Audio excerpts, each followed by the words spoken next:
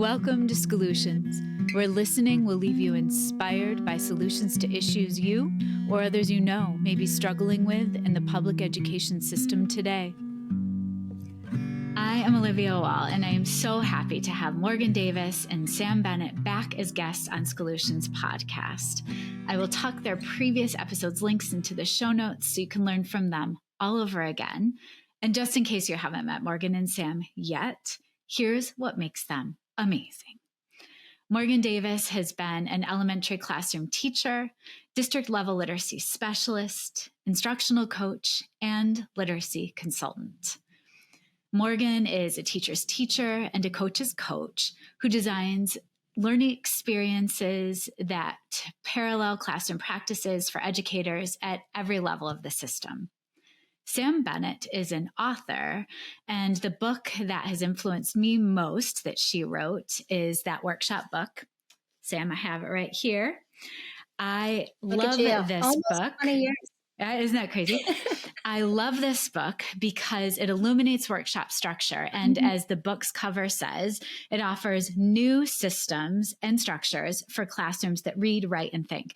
Here's the thing. It is an older book, yet it completely offers a fresh perspective on workshop as a structure. So get the book. It's amazing. Sam, you are also a fearless change maker, and you offer superpowers to anyone that you support, myself included. You have helped me align my beliefs and practices with research. You have taught me how to design workshops that engage all learners. And most importantly, you make the world a better place because you ensure that students and adults alike really care about the world around us. So thank you, both of you, for being here, and welcome back as guests on Solutions. Thanks for having us. Yeah, thanks, Olivia. So I always start the episodes off by having guests name an educator or anyone in the world that's inspired them to do what they do. Morgan, do you want to kick us off? Well, maybe a year and a half ago when I was on the podcast before, I would kick myself if I didn't take the opportunity to name the same person who's in the room today. I mean, you emailed me and said we might be on with Sam Bennett, and I said, pinch me, I must be dreaming, because she is the person I named. I first met Sam through that workshop book as well, and have used that text, especially the work around listening to teach, since I started teaching workshop classes. Every opportunity I get to talk about structure goes right back to that chapter around workshop as a system and a structure and a routine and a ritual. It's all of those things and so much more.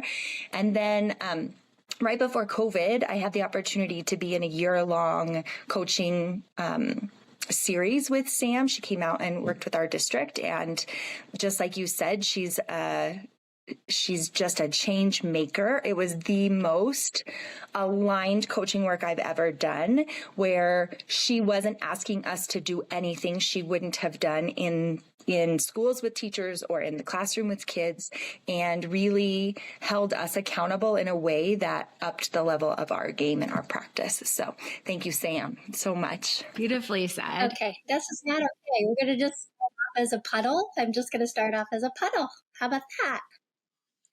I think this time of year is hard for me because everybody's on spring break, and I'm like, come on, people, we have things to do. We do. Oh, not being in schools this week. No, I love it. I just love it so much. But Morgan, thank you. I got all teary there. So is it my turn? It is. Do you want me to go? Yeah. Sure. Okay. So it was so funny to think about this, Livy, and I was trying to ground myself, and I was like, okay, this could be an entire episode of a podcast of who inspires me. But I thank you both for mentioning workshop book, because it came out in 2007. I wrote it in 2006. So just thinking about that this morning, I was like, oh my God, it's almost, and the work in it is probably, 20 years old, being in the classrooms and writing about those. So, but the fact that it's so relevant and still so grounded in my beliefs, but every single educator involved with that book is still somehow intimately involved in schools and classrooms. So that to me is, except for one who's retired, Peter has retired, but every single other person, from Tavani, who wrote the foreword, to Anna Loring, who did the illustrations, is still an art educator and teacher educator in schools. Katie is now an AP and an instructional coach, and Allie is one of her teachers at her school. Allie is still teaching fourth grade. Jen works for Expeditionary Learning in this huge systemic, making sure people are fed and filled up.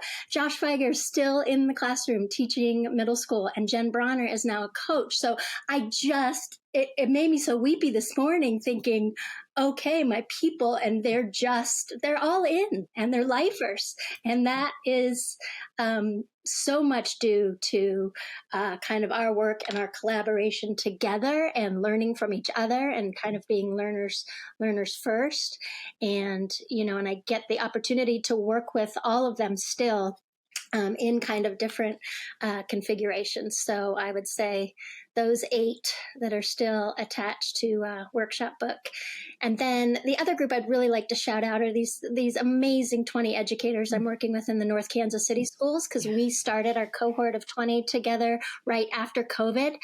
And I've never worked with happier, more engaged teachers ever. And in this, kind of one of the hardest seasons that we've had around engagement for grownups and for kids, this little Spark cohort in North Kansas City schools, I have to give them a little shout out because they fill me up.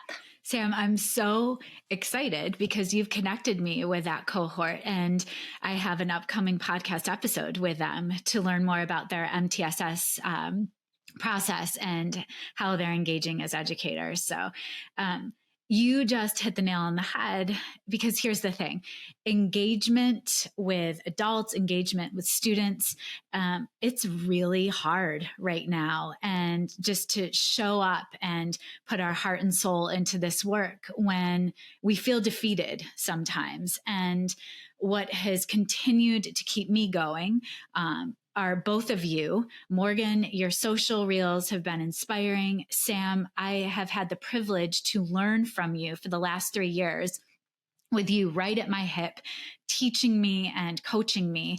And so I think it's important to pause and have this conversation and just to celebrate what learning labs, that lab structure, can do for grownups and their students alike. So I think it's important to start off our conversation with a question, Sam, you ask often of everyone in your sessions: what matters most to you?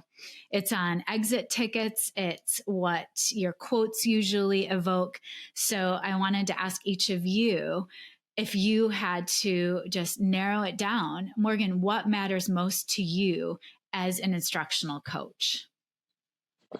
I think for me, when people ask me, when I'm in a classroom with kids who don't know me or don't know my role, my answer is the same as when I'm in a room of adults.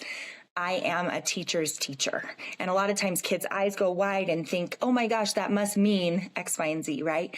And I'm quick to follow it up with, that doesn't mean I know more than your teacher. In fact, your teacher teaches me all the time. It does mean that I'm responsible for your teacher's growth, just like she or he is responsible for yours. So when your teacher's not in class with you, oftentimes they're with me, and we are learning new things and trying on new things so that we can be better, and we learn about those things together. Another thing I'll anchor back to the work that I did with Sam that's super important to me as a coach is parallel practice. That no matter what I'm planning for, whether it's whole group PD or one-on-one with another coach or another teacher, I try to align that to classroom practice whenever possible, because it can't feel separate. It can't feel different. It needs to immerse us in the work that we would be doing with kids at as many turns as possible. And of course, that doesn't mean, I think a lot of people think that means, oh, when we're learning about a literacy resource, you're going to be using a first grade text with us. Well, sometimes we might use a picture book together, right? But it means we're going to engage in the kind of thinking work, the kind of structure, the kind of tasks that press on us the way we will turn around and press on kids' learning. So those two things, that sort of teacher mentality, and with that, then parallel practice. Those are two things that really are important to me and matter to me in coaching. I would say something I've learned from Sam, and it has changed my life as an instructional coach, but just a practitioner in general. Yes, the idea of parallel practice, and every learning experience I'm designing, it's always of the notion of that 1/3, 2/3. So I used to feel when I was working with educators or even with students that if I wasn't doing the work, I wasn't doing my job. And yet I was actually stealing from their time to practice. So whatever learning experience I'm trying to design, I ask myself now, what are the outcomes that I want students or adults to leave with? What are the targets? And then Sam's helped me to plan that 2/3 work time. How will I give the learner an opportunity to read, write, think, problem solve their way to those targets and coach them as a facilitator? And then 1/3 model as I need. So that 1/3, 2/3 of the workshop structure has been invaluable. And I would also say the idea that yes, we have to take risks together.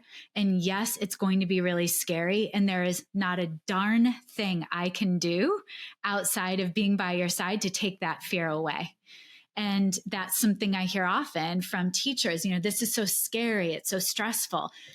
It's not bad stress, though. It's not bad fear in a way that it's going to push our practice, and we've all got each other's back. Mm-hmm. So I think those are two pieces that really matter to me now that I didn't think about enough before. Sam, how about you? Yeah. Well, I'm like, mic drop. My work is done. I mean, you guys do not need me on this podcast, for the record.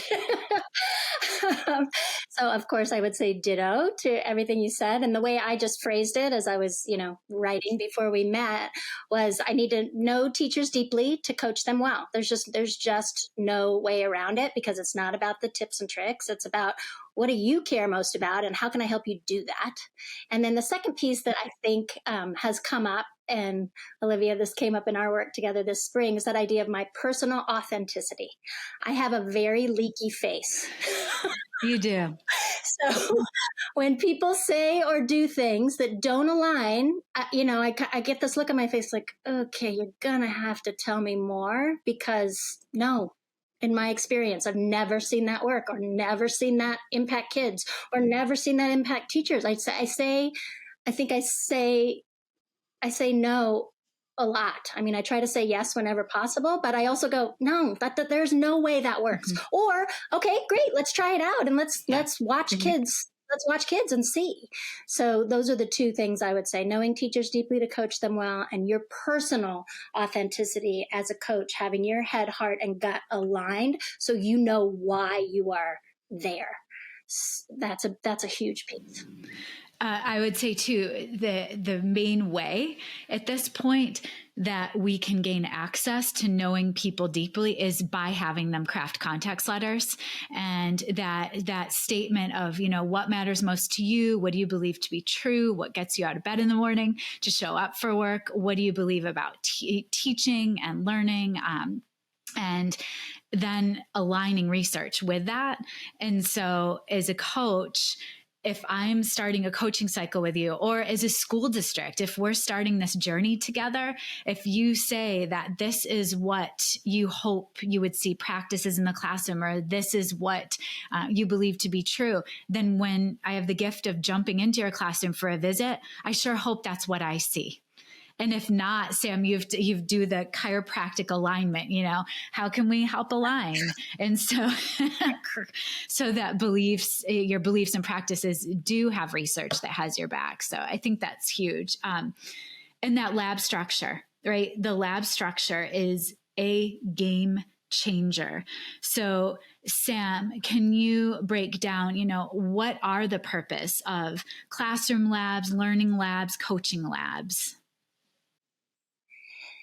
Yeah, so the coolest thing about the lab structure is it starts with the core, and the core is watching people learn or watching people do their job. So if it's a teacher lab, we're watching kids learn. If it's a coaching labs, we're watching coaches coach. If it's a principal lab, we're watching principals principal, and that can mean a variety of things. And then same at the district level. I've even hosted labs where people at the district level, right, associate superintendents and things, watch each other do their jobs.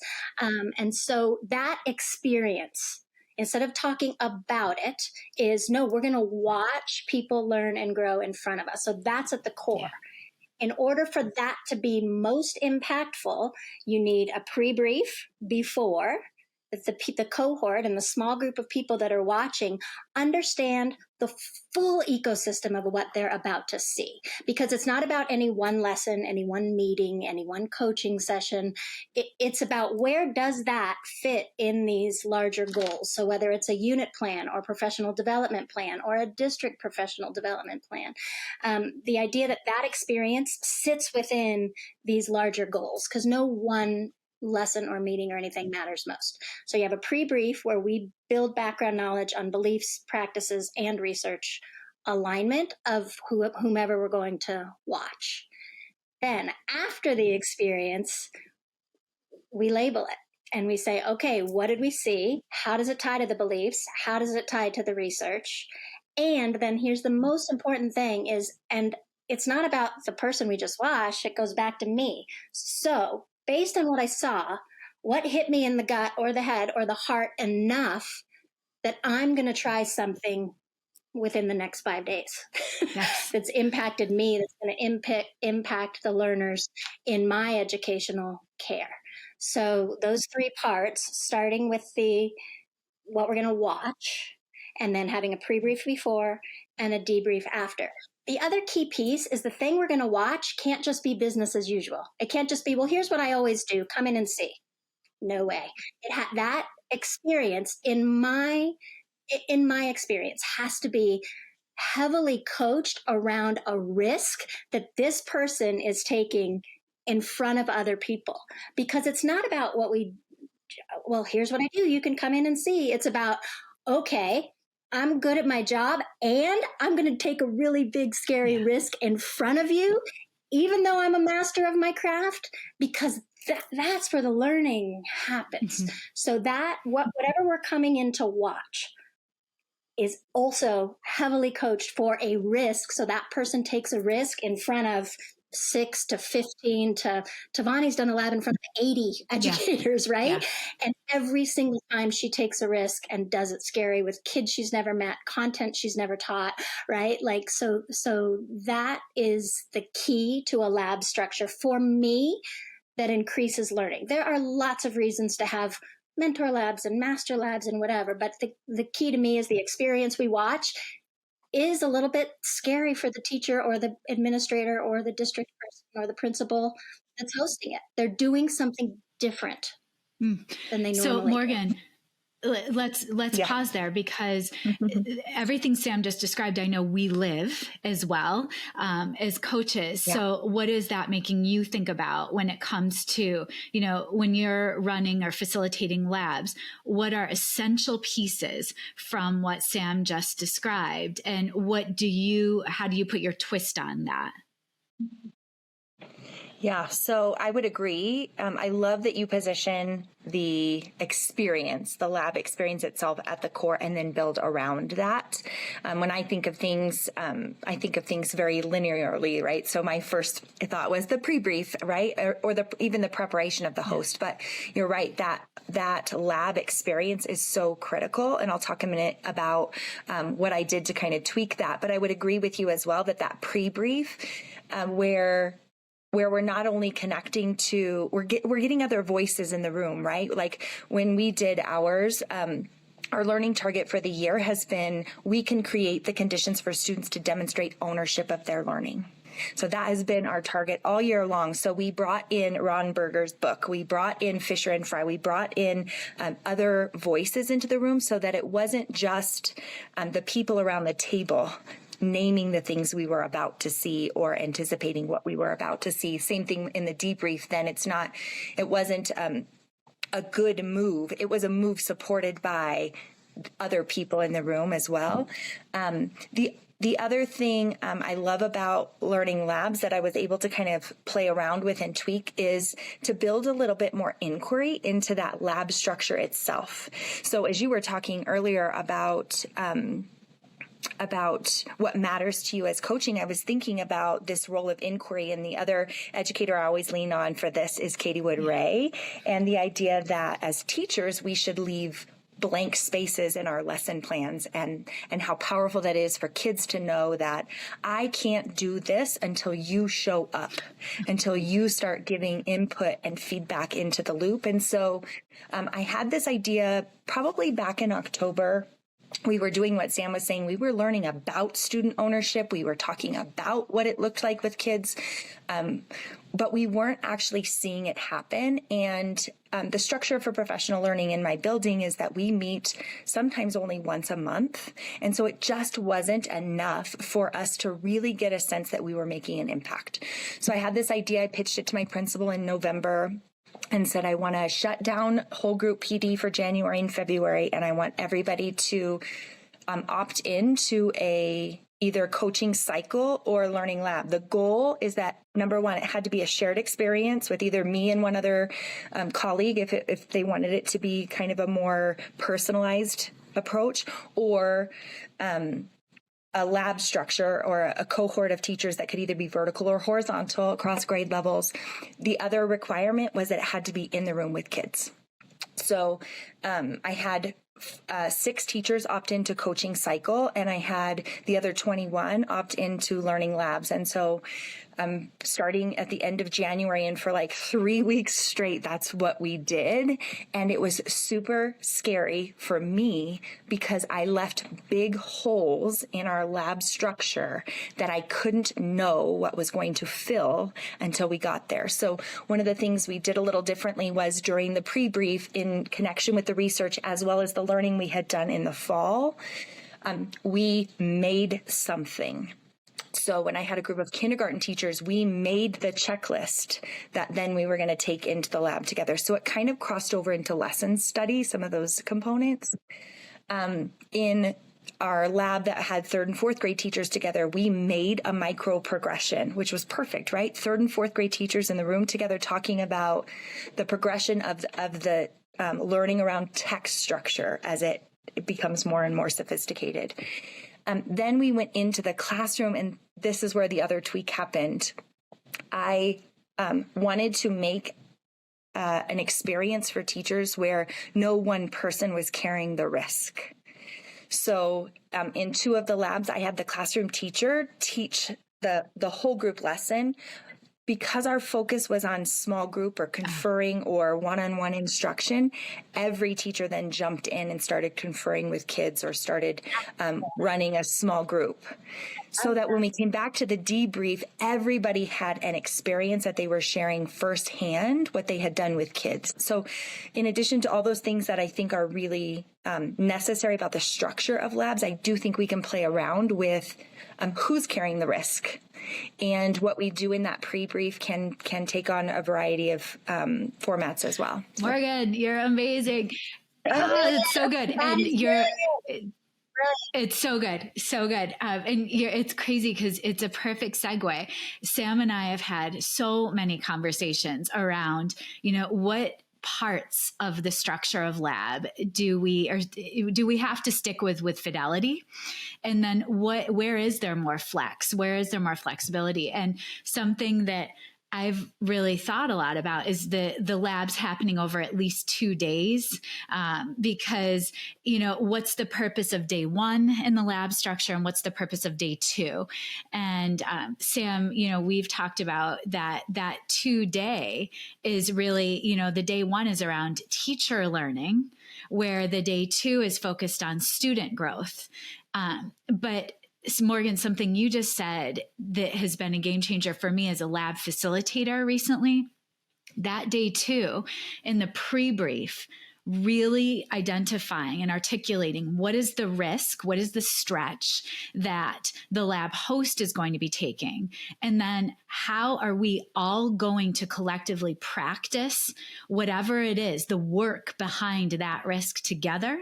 So we are walking into that classroom. If it is around math, then we are going to think about the why behind the math that the kids will be doing. If it's with literacy, we can practice annotating and attaching thinking strategies to our annotation. Whatever the students are going to be doing, we better live that together on that day two that aligns with the risk that the teacher is going to be taking, which really isn't identified day one until after in the debrief, right?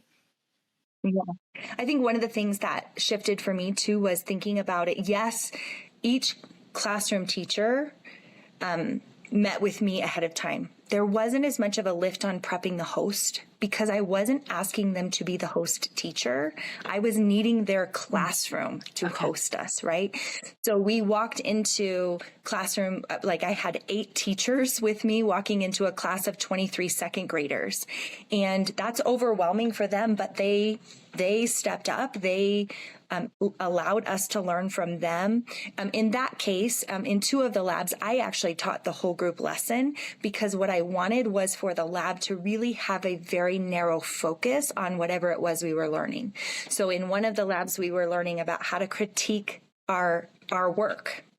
And so I did a guided practice that we had pre-planned together. And then each teacher then facilitated the work time in small groups, which when we talked in the debrief, we said, gosh, that's not real life, right? At no time in the world do you teach a lesson and then send kids out to be in a 3-to-1 with another adult, right? So we talked about how we would scale that up. And in that lab in particular, I had 3 teachers that took the lesson that I had taught and the practice that they had engaged with, turned it around and did it the very next day. So super powerful and immediate application. So Sam, what is this making you think about? Well, I think it's that authenticity piece, right? Like Morgan is a teacher's teacher and she's been in the classroom. And so the fact that she would teach the whole group lesson to kind of take that, that fear factor. And if teachers still feel like there's a ton of power in the mini lesson, which I do not, but that idea of Morgan taking that off makes sense for her. I would never do that. In 10 million years, I would never do that. And that sounds like a perfect structure for what she was trying to go for and get at and allow the teachers to take the biggest risk they could in the moment and then turn around and do it the next day, right? So that to me is the structure matters, and it's like trust the process. Right. So because Morgan trusts the process, she can play around with some of the pieces because she knows the end. The end is teachers taking risk in their classroom and paying careful attention to student learning. So every single thing she said, students were at the core. And that idea of student ownership was at the core. So how can I create the conditions so students take more ownership? And because that was at the core of it, I'm like, oh my God, that's the perfect structure to get at that question with that target, to take the anxiety level down so people could take more risk. So it's the zone of proximal development, right? We're back to Vygotsky. She has done that for the teacher learners, right? The teacher learner focus, she has done that. She has gotten right in that zone and helped them focus so that they can have a huger impact that very next day of putting learners at the center and going, all right, what do my kids need to take more ownership than they're currently taking? Sam, I haven't seen you recently enough, I'll say. And so something that I always wonder about is that idea of the coach as teacher. And I heard you just say, like, I would never do that. And then I feel like I walk a fine line because as a learner myself, I learn really well from someone modeling something for me first. Like I can't think of anything I've learned in my life without watching it as a model from somewhere else, whether it be a video, we knit, and I learned my best knitting stitches from YouTube videos of how to do it. So, how do you as a coach, if you are not going to model for teachers, how do you show them if they're asking, like, what does this look and feel like? What models do you use? I mean, this makes me laugh a little bit, Olivia, because this was our first big fight. Yeah, it was. Right? I cried. Yes. I know that's a thing that that's one of the things that is so crucial to me. And I also have the privilege of, working weekly with Chris Tabani, right? So I've got the master teacher's teacher, right? Debbie Miller too. I've got them on my hip, at my beck and call. But what I've learned from them is that I can coach the teacher, even the one that's scared, to take a risk. And they can model if they're well planned and if they can articulate why they're doing what they're doing every minute of that mini lesson. So I have ultimate belief in my planning and coaching that I can get any teacher to do any kind of mini lesson that will be 1,000 times better of anything that would ever come out of my mouth with kids, because I'm not with kids on a daily basis. Okay. I'm not. I'm with grown-ups on a daily basis. So I can get a grown-up to do anything, pretty much. I can get a grown-up to do anything. But kids are wild card, and I don't have enough experience with them on a daily basis. So that's why I wouldn't necessarily model for teachers. I would plan with them for them to model and make sure they felt completely head, heart, gut aligned so they knew why they were doing what they were doing. Yeah, I think the co-planning is essential. Any experience that's happening, the planning is everything. So Morgan, you've even alluded, there usually is pre-planning or priming, as I've learned now from Sam and Priya Parker. There's that priming, pre-game work behind the scenes before you ever get to that pre-brief meeting to make sure that whomever is going to be doing the work with students feels comfy to do that. Morgan, your social reels have been rocking lately on Insta and Facebook. So what's inspiring you to capture and highlight the work you're doing? I think the first thing that really made me, I want to say, like, giddy about this work, this has just been like, I told my staff as we culminated all of this work together at the end that this is like career culminating sort of like pinnacle work that I feel like I was able to capture. And the first experience I had with that was the day after the first lab. We had, with that 3rd and 4th grade team, practiced with a micro progression and moved out to confer with kids and then come back and debrief, and had great success. It was a first lab. It was a little bit less polished than the one that I did at the end. By the time I did the 4th one, I was much better. It was much better. But I was walking past another classroom of a teacher who hadn't been part of that lab. And I was walking past her classroom, and I did one of those moments where I stopped and then took 3 steps back and looked back in. There's the micro progression on her board. She's using it with kids. She hadn't been in the lab. They had maybe minutes together between the Monday morning lab and the Tuesday morning lesson. And yet she was like, I saw my teammate using it yesterday. She mentioned it to me. I said, oh, why not? I'll give it a try. And so the amount of risk taking that happened within and across labs, just like in the classroom with kids, we can't overestimate how much kids are able to collaborate without us. the same thing is true with teachers. And this experience where everybody was all in, either in a coaching cycle or a lab, just like stirred the pot of our building. And people were talking about practices that they had heard about. I had the team that did the critique. One of their teammates was not part of the critique. And she was like, man, I missed out. Her lab was 2 days later. She then was able to cross-pollinate and bring that back to her team. And so the learning was exponentially greater because they weren't in grade level teams. And yet the feedback was, we now need to come back and do this with grade level teams so that we're planning the lesson together, trying something together, and moving the learning forward. So it was a way of learning that I couldn't have possibly known was possible when I had this idea. I had an inkling that we might be able to do something. I had no idea the magic it was going to put into our building and the way it was going to grow our teachers and our kids. It's so exciting. And yeah, and I think you've deemed it a learning extravaganza, and it's just that. I think I had to call it that because my principal kept checking in with me. I have to give a shout out to her. She is by far another educator who has influenced me. And she has the primary philosophy that we learn by doing. So when I had this idea, she, said, okay. And then started checking in on me in the weeks leading up to this. Like, are we still sure that this is a huge endeavor in a really small amount of time? Within 3 weeks, we accomplished this. And I just couldn't have imagined what it did for us. But that learning by doing is so critical. What's your principal's name? I want to applaud her.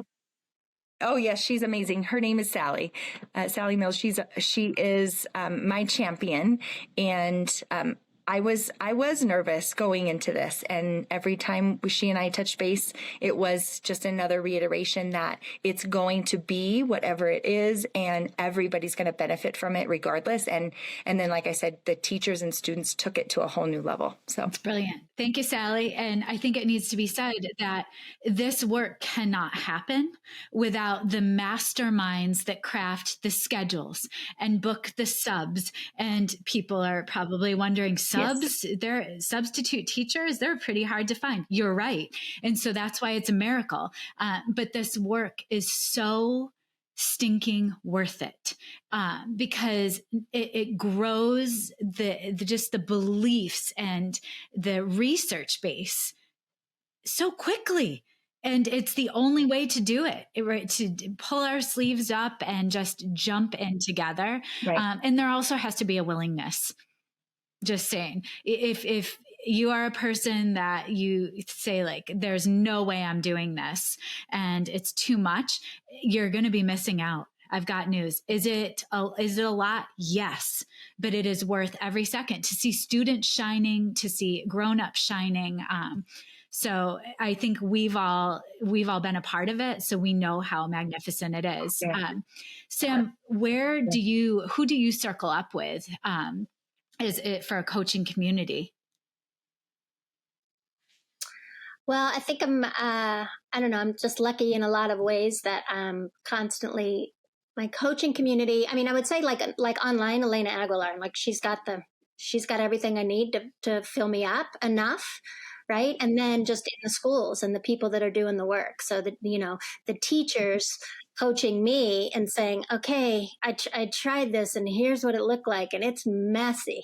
So like, I need that reality check of like, okay, here's ideas. And then here's what it looks like in practice. And so, and then, of course, Chris and I on the road together, and literally 12 hours a day, just like hashing out what that looks like. And she's this great reality check of what can happen with kids. And I'm a good reality check for her on what's possible with grownups and adults. And so, I would say she and I, on a daily basis, just going round and round and round. Yeah. And then every single teacher and coach and principal I'm able to work with, because I think it's that constant reality check that's why the work has to stay close to schools. I don't present at conferences and things like that. I have to be in a building. I have to see what's happening in the real work.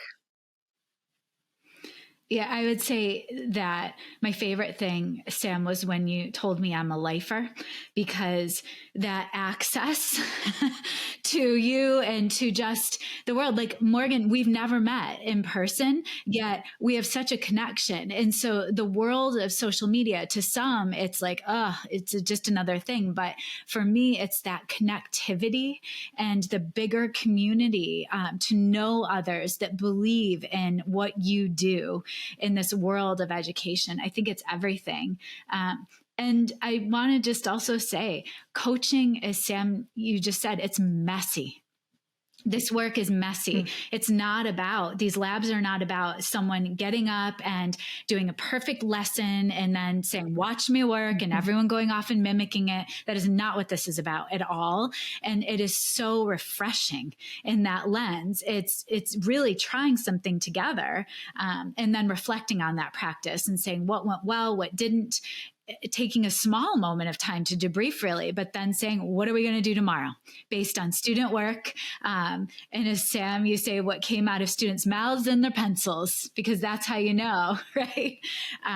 So Morgan, who do you circle up with your coaching community?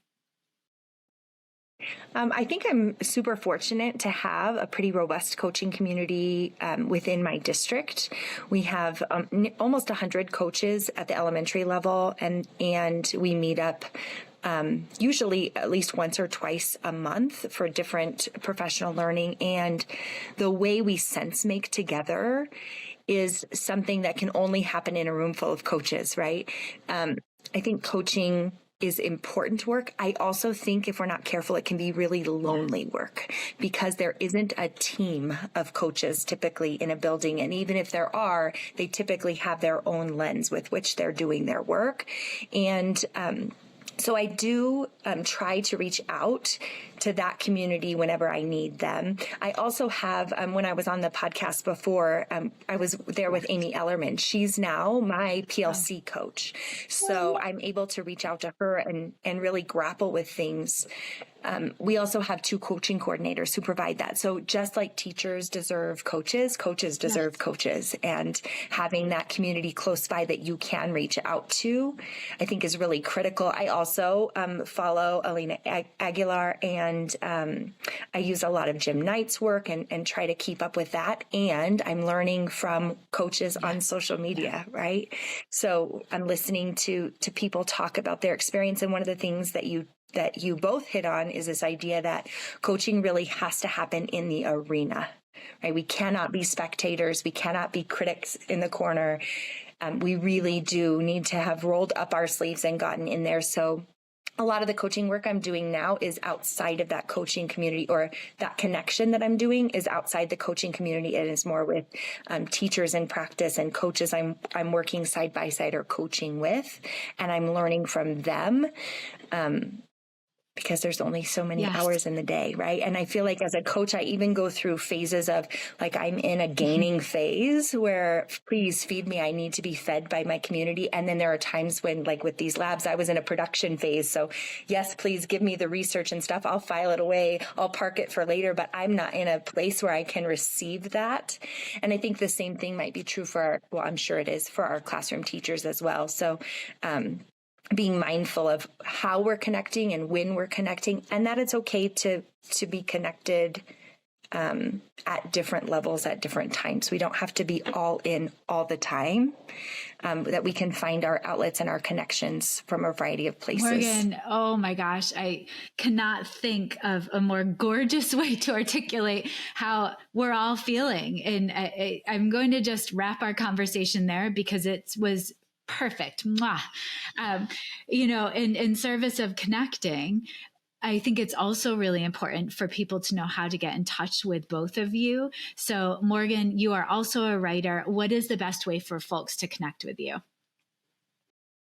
I have a blog that I started several years ago as part of the Two Writing Teachers Slice of Life Story Challenge, and it's the place where I'm now building additional content. So that's called It's About Making Space. And then I'm also on Instagram at me, Liz Davis, and I'm sure that will be in the show notes, or somehow we'll connect. If you're on Instagram, you'll be able to connect through the through the episode. Perfect. I will include links to all of your goodness in the show notes. Sam, what's the best way to connect with you outside of making sure to get that workshop book?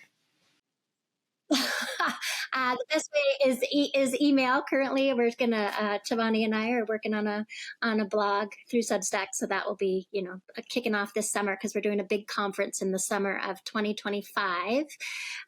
Thinking about right now we're calling it 365, where this idea of we're full humans, 360 degrees and 365 days a year. So particularly in the education community, feeling like martyrs when school's in session and then getting our lives back in the summer. No, we can't. That's not how we go. That's not best for us or for kids. But so we're going to do this. I don't know. We're very excited about it, planning this big conference. And so then the Substack will link to that. So as soon as we get our ducks in a row, I will send that to you, and you can put it wherever you want to put it. Thank you. And otherwise, email.